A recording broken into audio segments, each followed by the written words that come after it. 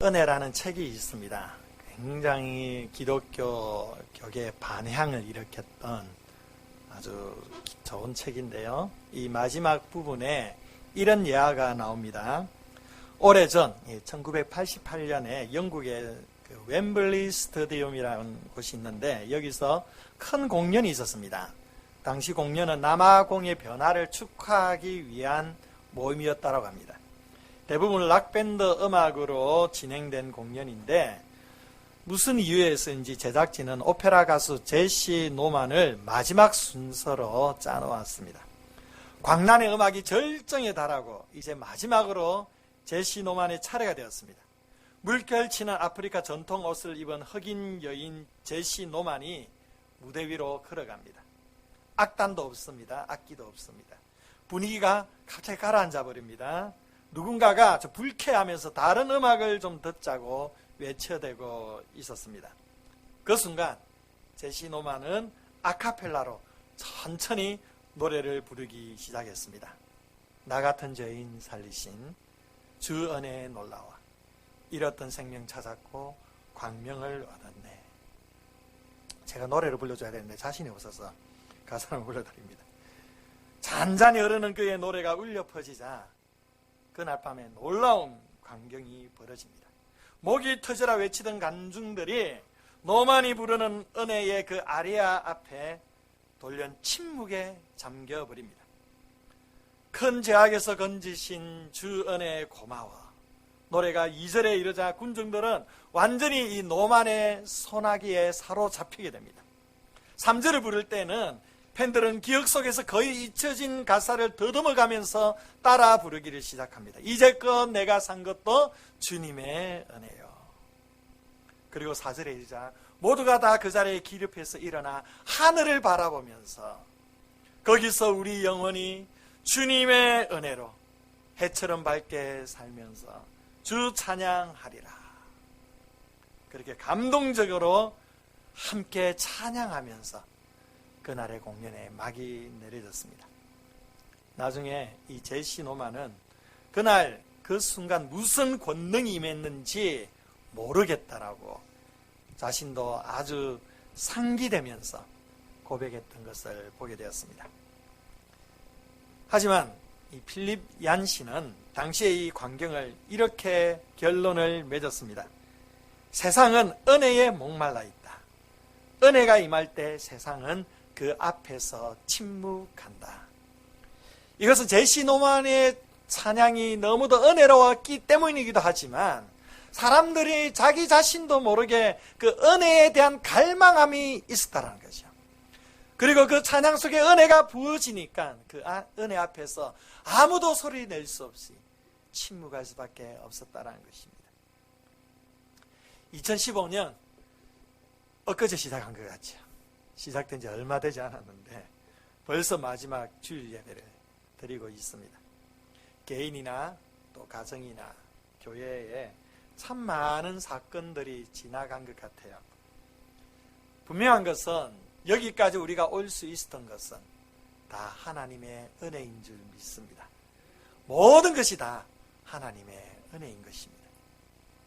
저는 2015년 마지막 설교를 어떤 설교를 할까 참 고민하는 가운데 한 주간 룻기를 묵상했잖아요. 룻기를 묵상하는 가운데 하나님의 은혜에 대해 함께 말씀을 나누면 되겠다 그런 생각이 들었습니다. 우리가 은혜로 2015년을 열어왔다면 은혜로 2015년을 마무리해야 되지 않겠습니까? 오늘 본문은요, 베들레헴에 본격적으로 보리 추수가 시작되는 때입니다. 베들레헴 사람들은 풍요로운 수확을 꿈꾸며 모두가 다 즐거워하고 있습니다. 그러나 누구나 이런 기대에 부풀어 있었던 것은 아닙니다. 우리는 룻기의 스토리를 너무도 잘 알고 있습니다. 이스라엘에 극심한 기근이 생겨서 엘리멜렉과 나오미와 두 아들이 모압으로 향했습니다. 그러나 안타깝게도 거기서 그 아버지 남편인 엘리멜렉도 죽고 두 아들 기럯과 말론이 죽게 되는 비극을 맛보게 됩니다.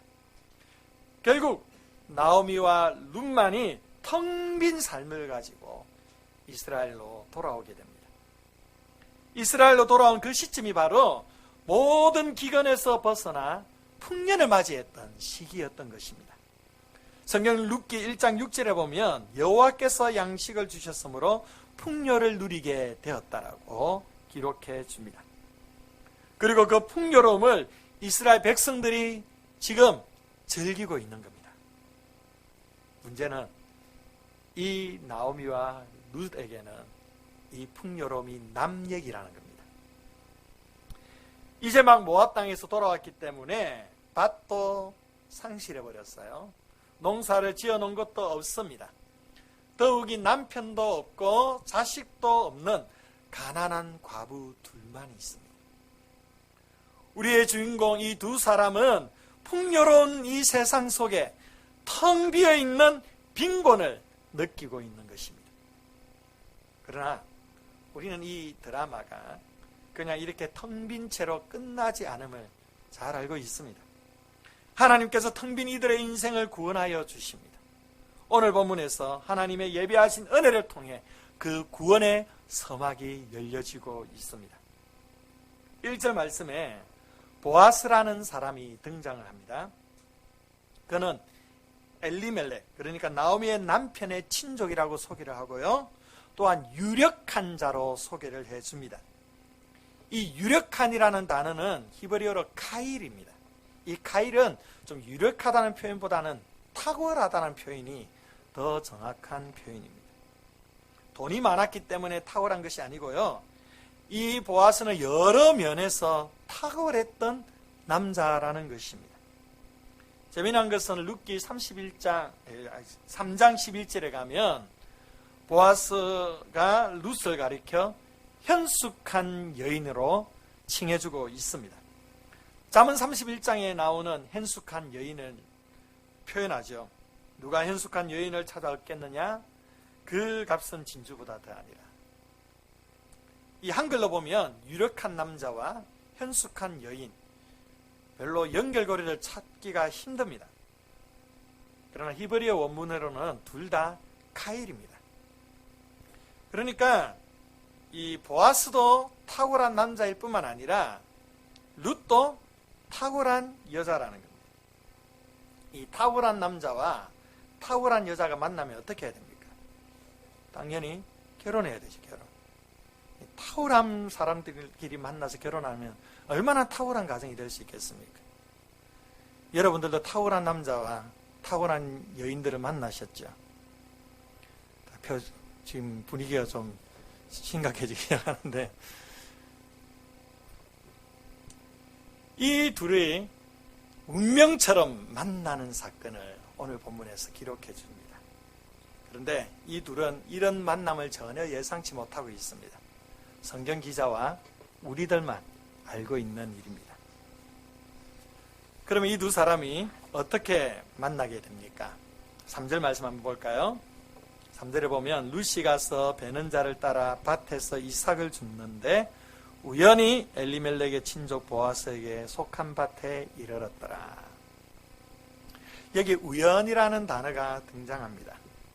또한 4절 말씀에도 보면 마침이라는 단어가 나오죠. 마침 보아스가 베들레헴에서부터 왔어. 여기 마침이라는 단어도 우연이라는 단어와 동일한 의미입니다. 이스라엘의 역사 중에서 가장 중요한 만남 중에 한 만남이 이 보아스와 룻의 만남입니다. 이 만남을 통해 다윗 왕국이 이루어지는 거예요. 그런데 이 아주 중요한 이 만남이 성경에서는 우연으로 그냥 표현해주고 있는 겁니다. 룻이 이삭을 줍기 위해 우연히 한 밭에 이르게 되었는데 그 밭이 보아스의 밭이었습니다. 그리고 그때 우연히 보아스가 이 베들레헴에서부터 자기 밭으로 왔습니다. 그러면서 이 두 사람의 운명적인 만남이 시작이 되는 것입니다. 그런데 여러분, 정말로 이게 우연일까요? 성경은 우연이라고 말하지만 사실 이것은 우연이 아닙니다.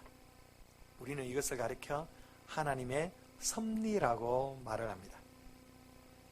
룻기 저자는 이 하나님의 섭리를 강조하기 위해서 완곡한 표현으로 우연을 얘기해주고 있는 것입니다. 우리 인생사에는요, 사실 우연이라는 것이 없습니다.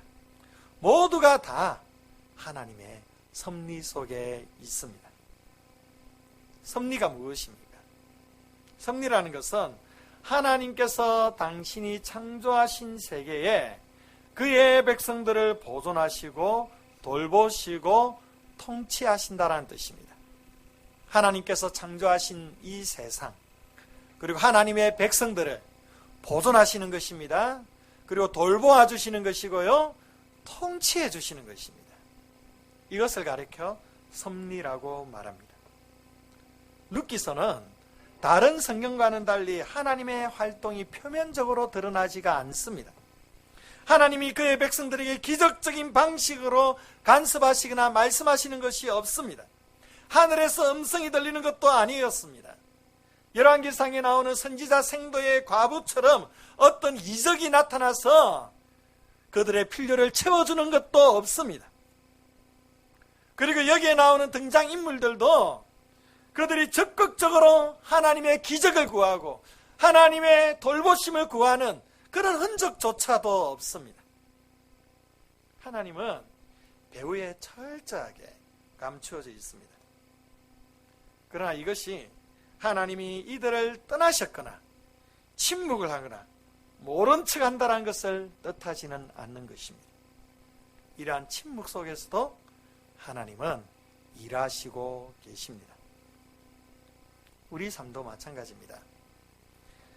신앙생활하면서 여러분들이 가장 힘들 때가 언제죠? 아마도 하나님께서 나와 함께 하신다는 사실이 의심이 될 때일 겁니다. 그렇죠? 아무리 둘러보아도 하나님이 나와 함께 계신다는 게 느껴지지가 않습니다. 기도해도 하나님께서 나의 기도를 들으시는 것 같지가 않아요. 힘든 고통의 그 순간 속에서 하나님의 기적을 바라며 때로는 간절하게 부르짖고 기도하지만 우리의 삶에는 아무런 일도 일어나지가 않는 겁니다. 그냥 쳇바퀴 돌듯이 똑같은 그러한 일상의 삶을 반복만 하고 있을 뿐입니다. 그러면서 우리 안에 신앙의 회의도 들고 낙심도 하고 좌절도 하고 나오미처럼 불평을 쏟아내기도 합니다. 우리는 수도 없이 이런 일들을 반복적으로 경험하며 살아가고 있습니다. 우리 2015년 한번 돌아보십시오. 우리 성도님들이 이러한 일들을 얼마나 많이 겪어 오시고 계십니까? 저도 여러분들이 이런 절망과 좌절 속에 기도해도 답답하고 하나님께서 도와주시지 않는 것 같고 이런 낙심 속에 살아오는 분들을 참 잘 알고 있습니다. 참 마음이 답답하죠. 침묵하시는 하나님, 우리에게 아무것도 보여주시지 않는 하나님, 우리의 기도에는 귀를 막고 계시는 하나님. 이러니까 우리의 삶이 더 힘든 거예요. 더 고통스러운 겁니다. 그러나 사랑하는 성도 여러분, 정말로 하나님께서 우리와 함께 하시지 않는 것일까요? 하나님께서 침묵하시고 아무런 일도 행하지 않으시는 것일까요? 그렇지 않습니다. 하나님이 함께 하심이 의심되고 하나님께서 아무 일도 행하지 않는 것처럼 느껴지는 그 상황 속에서도 하나님은 분명히 일하시는 분이심을 믿으시기 바랍니다. 어떠한 기적적인 간섭이나 무슨 대단한 초월적인 체험이 아니라 우연처럼 보이는 일상의 소소한 사건들을 통해 오늘 본문을 표현하자면 겨우 하루 끼니를 해결하기 위해 이삭을 줍는 그 행위를 통해서 놀랍게도 하나님의 섭리는 이루어지는 것입니다. 한번 여러분의 삶을 돌아보십시오. 그리고 묵상해 보십시오. 보이지 않는 듯 하지만 아주 조용하게 그리고 섬세하게 그러면서도 우연처럼 일상 속에 인도하시는 그 하나님의 손길이 느껴지지 않으십니까? 여러분이 선택했던 직장, 또 여러분이 만난 사람들, 남편이나 아내나 또한 이런저런 사람들과의 관계들, 그리고 지금까지 당해왔던 힘들고 어려운 일들, 기쁘고 즐거운 일들, 왜 하필 거기를 갔는지, 왜 하필 이 사람을 만났고 왜 하필 이런 사건을 만나게 했는지, 이런 것들이 내가 의도하지 않은 우연처럼 지나가고 있는 것입니다. 그런데 신비하게도 이 우연을 통해 하나님의 역사가 이루어지는 것입니다.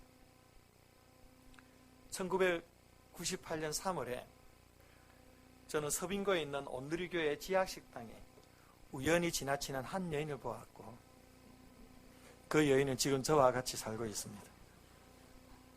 제가 절대 의도했던 것 아니었습니다. 상상치도 못한 일이 저에게도 벌어졌습니다. 여러분들도 그렇지 않나요? 꿈속에서 보여주셨습니까, 하나님이? 기도하는데 갑자기 음성으로 들려주셨습니까? 아니죠.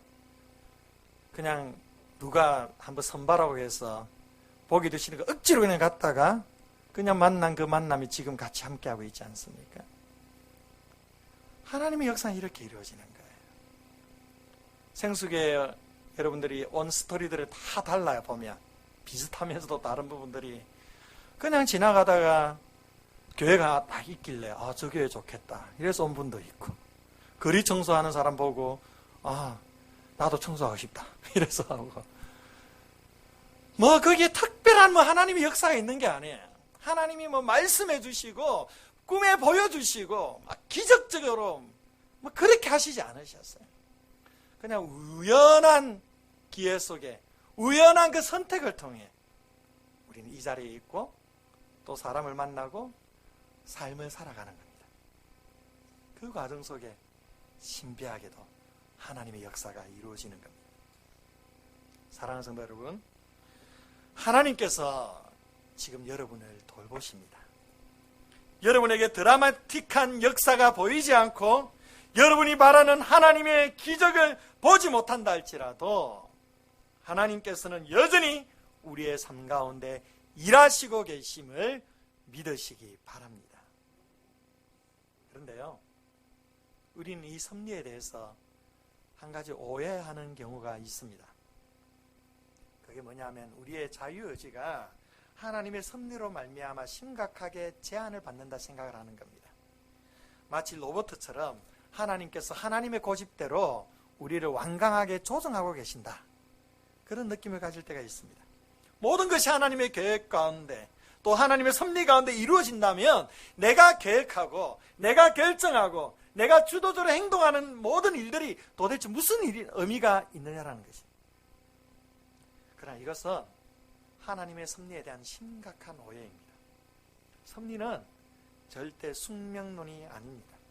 운명론이 아니고 결정론이 아닙니다. 하나님의 섭리는요, 인간의 자유의지를 제한하는 방식으로 이루어지지 않습니다. 오히려 하나님께서는 우리에게 더 적극적인 삶을 요구하시고 계십니다. 본문의 룻을 보십시오. 우리 2절 말씀 한번 볼까요? 2절 함께 읽어봅니다. 시작.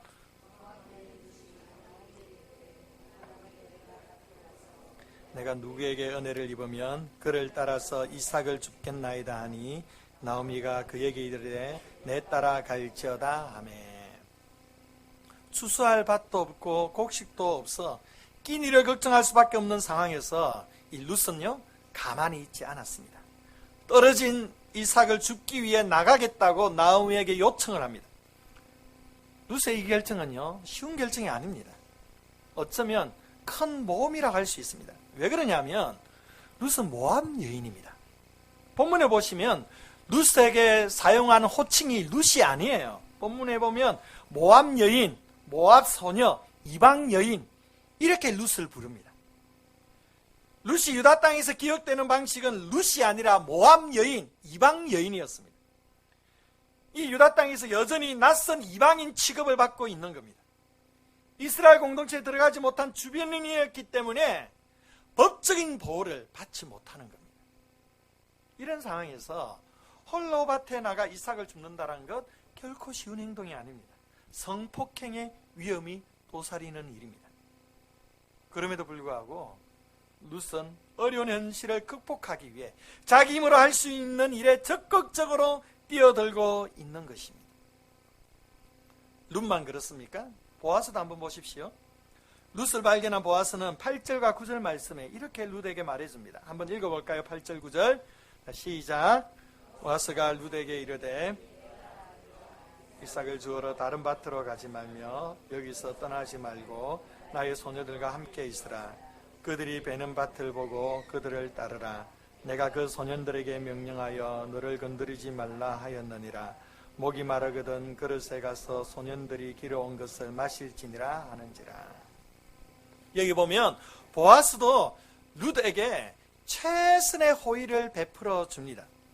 자신의 밭에 이삭 줍기를 허락해 주고 뿐만 아니라 다른 밭에 가지 말고 우리 밭에 쓰면 주어도 괜찮다고 해줍니다. 남자들로부터 희롱당하지 않도록 보호를 해줍니다. 그리고 일을 하다가 힘이 들면 눈치 보지 말고 물을 마실 것을 배려해 주고요.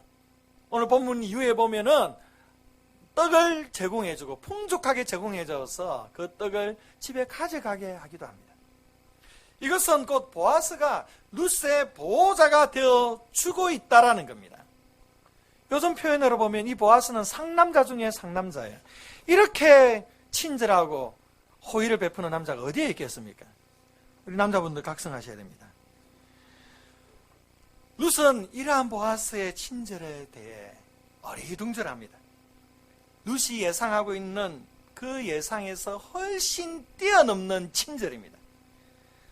단지 룻은 밭에서 이삭을 주울 수 있을 정도만 해주어도 그에게는 큰 은혜인데 이것을 훨씬 뛰어넘는 친절을 받다 보니까 놀랄 수밖에 없는 겁니다. 이처럼 보아스도요, 우연히 만난 모압 여인 이 룻에게 최선을 다해서 호의를 베풀어 주고 있습니다. 여러분 한번 생각해 보세요. 이 룻이나 보아스 이 두 사람의 행동들이 기도하면서 응답받은 행동일까요? 룻은 그냥 집에 있고 싶은데 하나님께서 강권적으로 밀어붙여가지고 떠밀어서 밭에 내보낸 것일까요? 보아스가 특별한 하나님의 사인을 받아가지고 이렇게 호의를 베푼 것일까요? 전혀 그렇지 않습니다. 이들은 그냥 평상시대로 그냥 자신의 생각을 가지고 선택하고 결정해서 이렇게 행동하고 있는 겁니다. 이것이 하나님의 섭리의 방법입니다. 하나님께서는 절대 인간의 자유의지를 제한하는 방식으로 섭리하지 않습니다. 오히려 적극적으로 최선을 다하는 삶의 방식을 통해 하나님께서는 일하십니다. 믿음이란 무엇입니까? 믿음이란 것은 하나님께서 다 알아서 해주겠지 이렇게 생각하며 그냥 그 자리에 머물러 있는 게 믿음이 아닌 것입니다. 믿음이란 자신의 삶에 그어져 있는 영적, 육체적 한계를 뛰어넘기 위해 주님을 의지하면서 적극적으로 도전하고 몸부림치며 나아가는 것이 참된 믿음입니다. 이러한 믿음을 통해 하나님이 역사하시는 것입니다. 세계적인 선교단체 YM 총재이신 로렌 커닝햄 목사님이 이런 말씀을 하셨습니다. 사람이 가능한 일을 행할 때에 하나님께서는 우리가 할 수 없는 불가능한 일을 행하신다. 사람이 가능한 일을 행하실 때 하나님께서는 우리가 할 수 없는 불가능한 일을 행하신다. 사랑하는 성도 여러분, 여러분이 할 수 있는 가능한 일에 최선을 다하시기를 바랍니다. 그 가운데서 하나님은 우리가 할 수 없는 불가능한 일들을 이루어 주실 것입니다.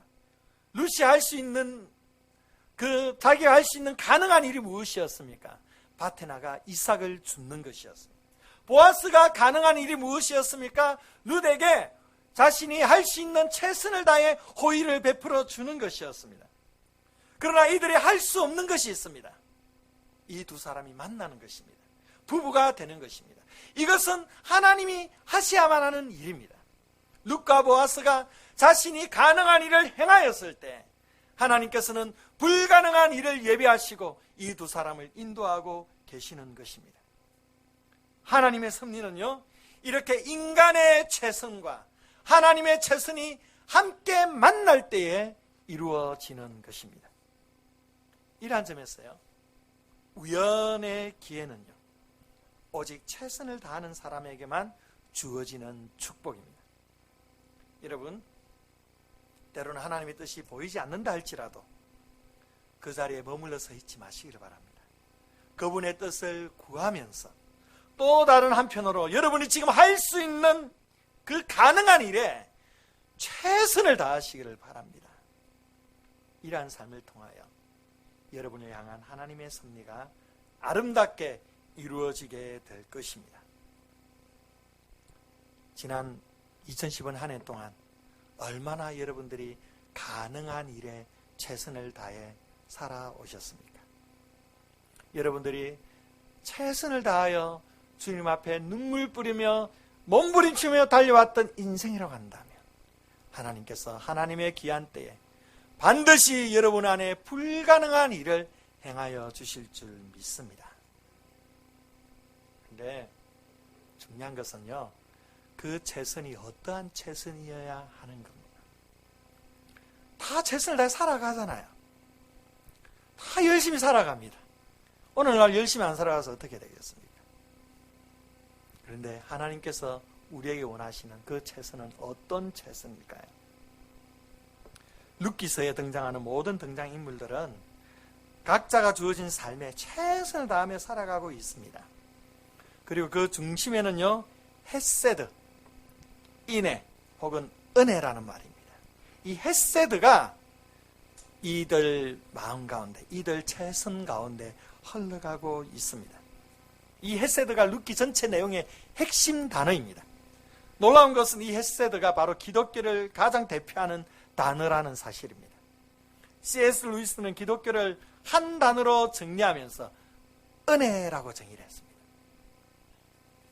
이 헤세드는 강한 자가 약한 자에게 베푸는 호의입니다.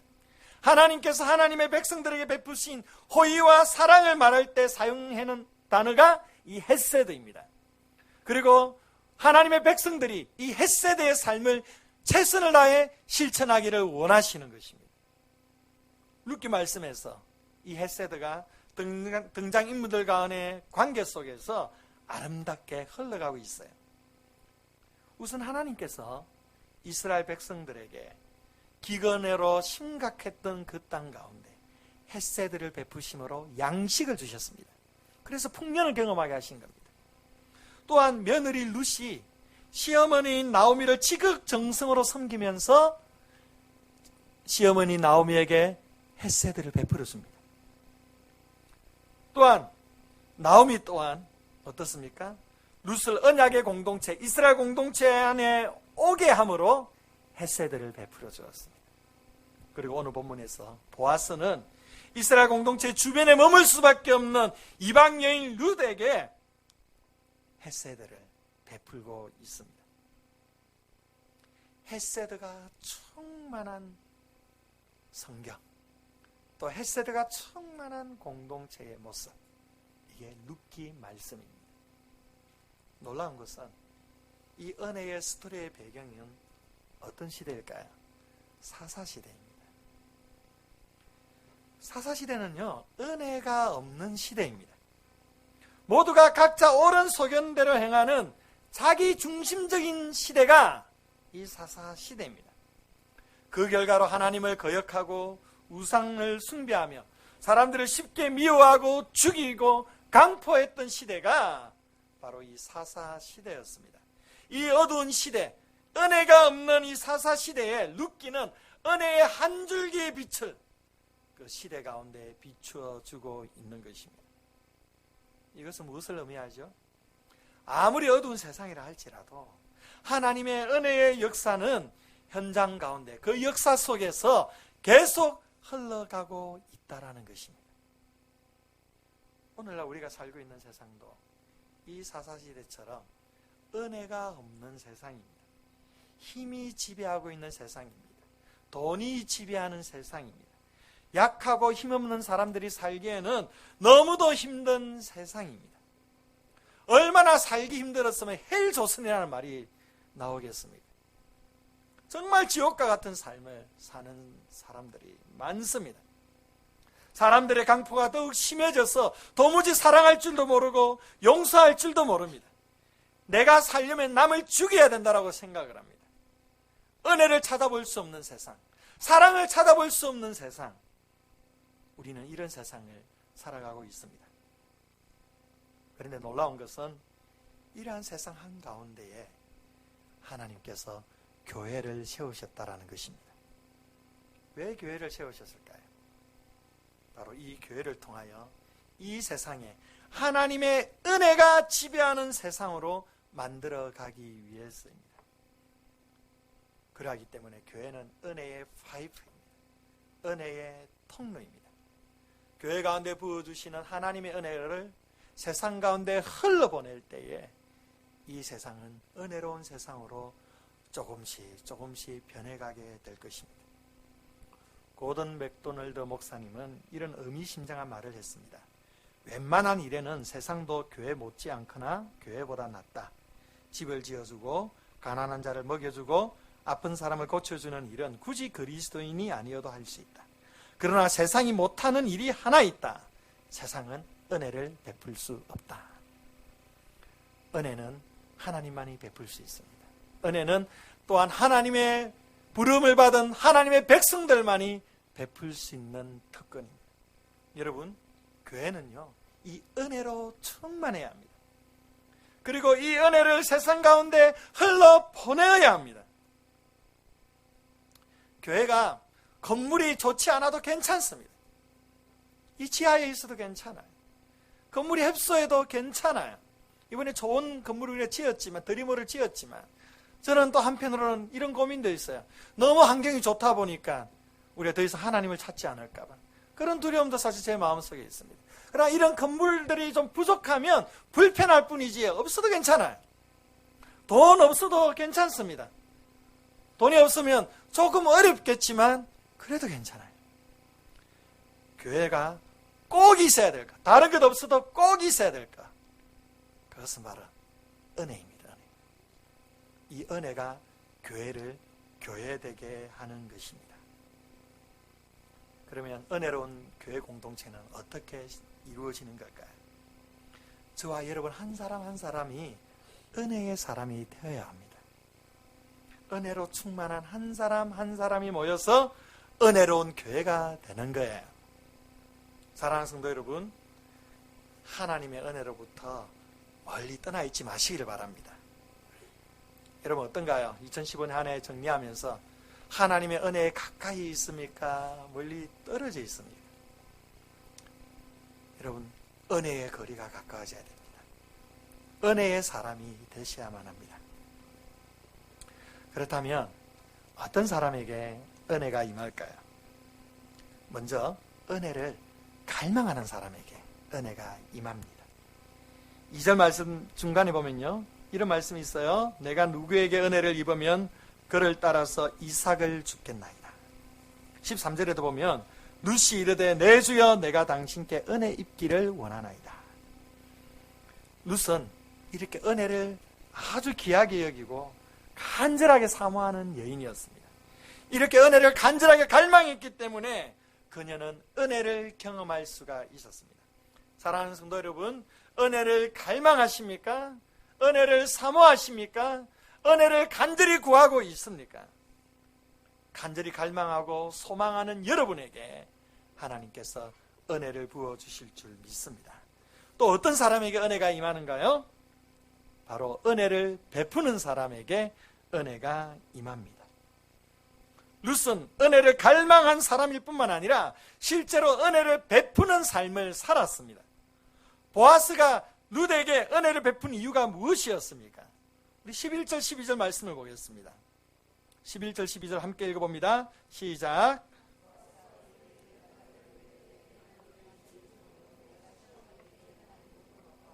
내 부모와 고국을 떠나 전에 알지 못하던 백성에게로 온 일이 내게 분명히 알려졌느니라.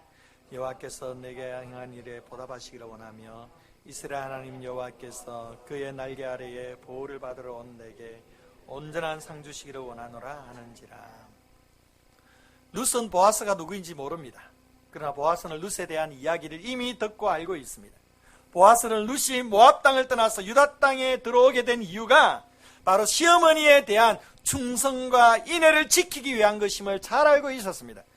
더욱이 보아스는 룻이 유다 땅에 온 것을 주 이스라엘의 하나님의 날개 밑에 보호를 받으러 온 것으로 인정해주고 있습니다. 시어머니를 향한 룻의 이 인애와 자비는요, 단순히 휴머니즘적인 그러한 동정에서 온 것이 아닙니다. 여러분, 룻기는 효에 관한 말씀이 아니에요. 이 룻의 인애와 자비는 하나님의 은혜의 날개 아래 보호받고자 하는 믿음 안에서 나온 것임을 보아스는 인정해주고 있는 것입니다.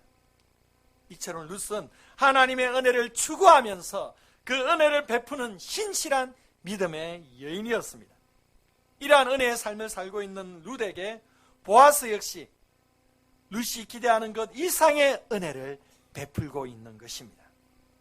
우리는 이렇게 생각하는 경우가 있습니다.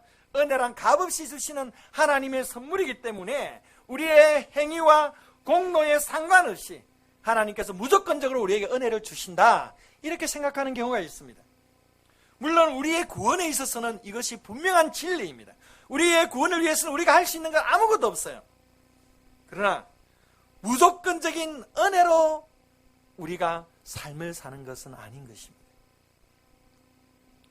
이것이 우리가 이 땅 가운데서 아무렇게나 살아도 하나님께서 은혜 주시고 축복해 주신다는 의미가 아닌 것입니다. 하나님께서는 은혜 베푸는 자에게 은혜를 주십니다. 축복을 베푸는 자에게 축복을 주시는 분이십니다. 기억하십시오. 우리가 은혜롭게 살아야만 은혜를 받는 것입니다.